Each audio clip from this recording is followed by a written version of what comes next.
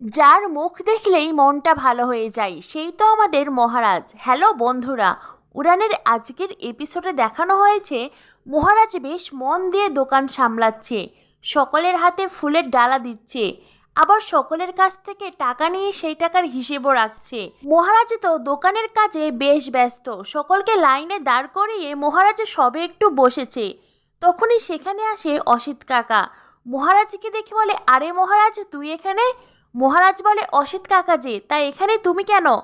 অসিত কাকা বলে, আমার বাড়িতে পুজো আছে, একটা ফুলের ডালার প্রয়োজন।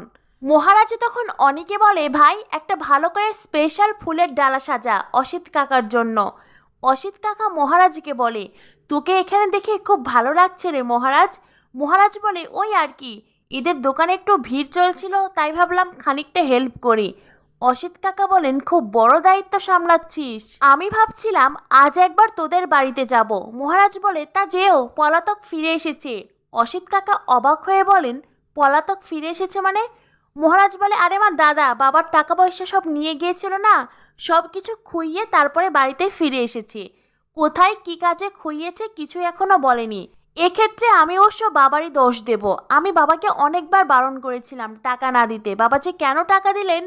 পূজারিনীকে বিয়ে করার জন্য এতগুলো টাকা কেন বাবা দিলেন তুমি নিশ্চয়ই জানো, আমাকে বলো না অসিত কাকা। অসিত কাকা তখন মনে মনে ভাবতে থাকে, এই রে মহারাজকে এই কথাটা বলা যাবে না। এরপরেই অনির হাত থেকে ফুলের ডালা নিয়ে টাকা দিয়েই অসিত কাকা ওখান থেকে ছুট লাগান আর বলেন, আমার বাড়িতে যেতে দেরি হয়ে যাবে রে মহারাজ, পরে তোর সঙ্গে কথা হবে। এই বলে অসিত কাকা চলে যান। মহারাজ মনে মনে ভাবতে থাকে, কি হলো, অসিত কাকা এমন করে কেন চলে গেল। এদিকে পূজার মা এত সময় মহারাজের সব কথা শুনেছে।